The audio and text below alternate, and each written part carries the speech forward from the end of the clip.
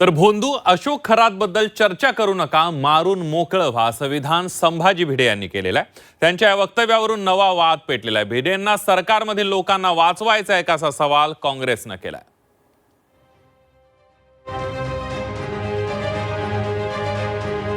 विकृत भोंदू अशोक खरातचे काळे कारनामे थांबण्याचं नाव घेत नाहीये.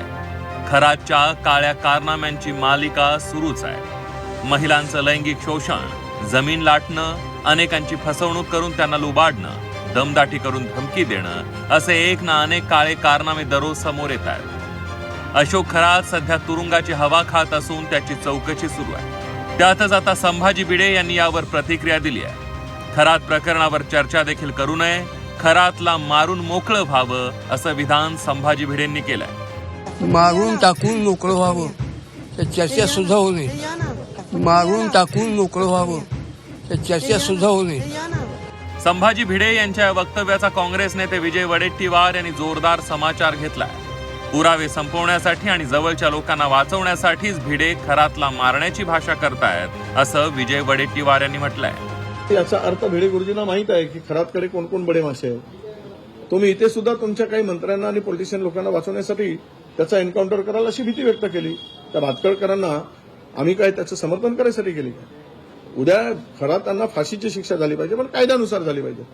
पुरावे नष्ट करून त्यांच्या जवळच्या लोकांना वाचवण्यासाठी जर हे प्रकार होत असतील, आणि भिडे गुरुजींना चिची तीच दिसते आहे की सरकारचं संरक्षण करणं, सरकारमध्ये असलेल्या इन्व्हॉल्व असलेले सरकारमधील काही लोक आहेत त्यांच्या संरक्षणासाठी खरातला मारून टाका, अशीच भूमिका त्यांची असावी.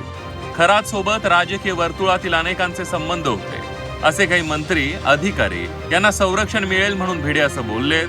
महाराष्ट्राचा तालिबान करायचा असाच भिडेंच्या वक्तव्याचा आशय आहे, असं वक्तव्य काँग्रेस प्रदेशाध्यक्ष हर्षवर्धन सपकाळ यांनी केलंय. अशोक खरातला याच्यासाठी मारून टाकावं की त्याच्यामध्ये असणारे जे मंत्री आहेत त्यांना संरक्षण मिळावं. अशोक खरातला याच्यासाठी मारून टाकावं की जे अधिकारी आहेत त्यांना संरक्षण यामधून मिळेल. आणि त्यांना याच्यासाठी मारून टाकावं की संविधान आम्हाला मान्य नाही, कायदा आम्हाला मान्य नाही, आम्हाला महाराष्ट्राचा तालिबान करायचा आहे, असा त्यांच्या भिडे गुरुजींचा एकंदरीत वक्तव्याचा आशय आहे. अशोक खरात प्रकरणामुळे रुपाली चाकणकर यांना महिला आयोगाच्या अध्यक्षपदावरून पायउतार व्हावं लागलंय. त्यानंतर एकनाथ शिंदे, दीपक केसरकर, संजय शिरसाट यांच्यासह काही राजकीय नेत्यांच्याही खरातांसोबत असलेले फोटो सोशल मीडियावर व्हायरल झाले.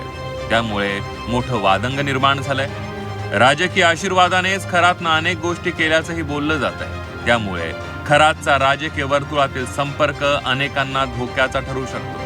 म्हणूनच खरातचा एन्काउंटर होऊ शकतो अशी दबक्या आवाजात चर्चा असतानाच संभाजी भिडे यांनी थेट खरातला मारून टाकण्याची भाषा केली आहे. त्यामुळे आता यावर जोरदार चर्चा सुरू झाली आहे. ब्युरो रिपोर्ट, झी 24 तास.